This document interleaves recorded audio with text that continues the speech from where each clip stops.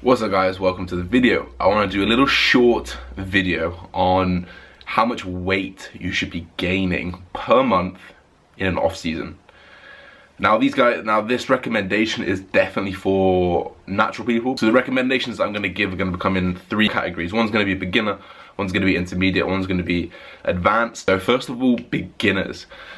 Now guys, when you're a beginner, you're much more likely and much more able, you have a better potential for building muscle. And when we talk about beginners, we talk about anywhere from no years training to probably about 2 years training.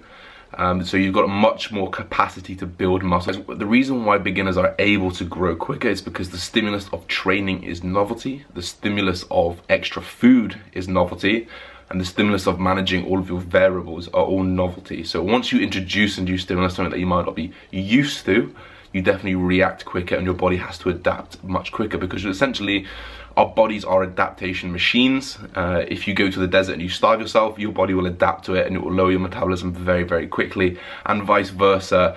If you just start chowing down loads of food and training loads, your metabolism will go up to adapt. So once you introduce these things, your body adapts very, very quickly. And if you're constantly making changes and eking out everything you can in the first couple years, you can make significant gains. And you can hope to gain anywhere from 1 to 1.5% body weight per month. So you take your total body weight, you can hope to gain anywhere from 1 to 1.5% of your total body weight per month. And guys, this may be individual. Some people may be able to go more towards 1.5%, maybe even 2%, depending on what kind of person it is. And other people may have to go towards the 1% and maybe even a little bit lower, depending on how much body fat they gain, depending on how much muscle they gain. So it is very individual, but these are rough guidelines. As we move into intermediate lifters, I would say anywhere from 2 to about 5 or 6 years. These guys will probably have a little bit more training volume. They've been using training pretty effectively for the last couple of years. The gain becomes a little bit less, it's a little bit harder because your body has already adapted to these stimuluses, and obviously we only have so many stimuluses that we can play with. Obviously, progressive overload comes with a novelty stimulus every single time we do a lift, so we're obviously always trying to gain progressive overload over time. So that is the new stimulus, that is the unique stimulus, but we do adapt to progressive overload, guys. So we do become more efficient at moving more weight without gaining as much muscle. So that's when we have to constantly stay progressive overload, constantly stay at a surplus in order to generate this environment to gain muscle, guys.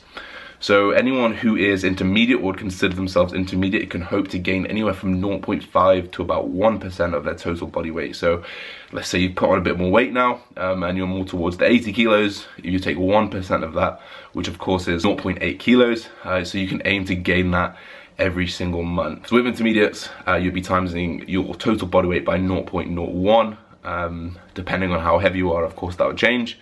And then as you kind of move again into advanced lifting, that number would come down again, and you could hope to gain 0.5 to 1%, obviously depending on what kind of person you are, like we said before, of total body weight gain per month. So as you get more further into your career, that percentage of total body weight increase per month comes down, just because our potential to increase muscle mass over time becomes a little bit less, because we become more accustomed to the variables, more accustomed to the stimuluses. Now guys, here's a few key tips what you need to consider when you are gaining body weight. That is that you need to gain body fat. That just comes with it. There's no way you can gain solid muscle. In fact, even if you lean bulk, you're still going to accumulate some fat gain. So depending on how much you're okay with, and obviously depending on how your body responds individually, you can gain a little bit more or gain a little bit less if you're more comfortable staying a little bit leaner, or you're fine to push it a little bit higher. So that is something that you need to understand. More body weight equals more leverages, which equals more strength, which equals more muscle, guys. So the heavier we are, weight moves, the old saying, weight moves weight. We have better leverages, we're heavier, we're able to move more weight. Not only that, but eating more food acclimatizes our recovery, and allows us to have good energy. So if you combine good recovery with good energy, with more leverage, it just equals muscle gain, guys. So you've got to do this over time, and obviously take your averages, weigh yourself every single day, divide it by 7 once you hit the week, and that was going to give you your average weight gain. You can do this over 4 weeks, and that's going to give you your average weight gain for a month. So that's my little top tip for today, guys, in terms of muscle gain. Let me know if you like this kind of video, just a straight talking video. This is how much weight to gain on a bulk. Don't forget to like, comment, subscribe, guys. See you in the next one. Peace.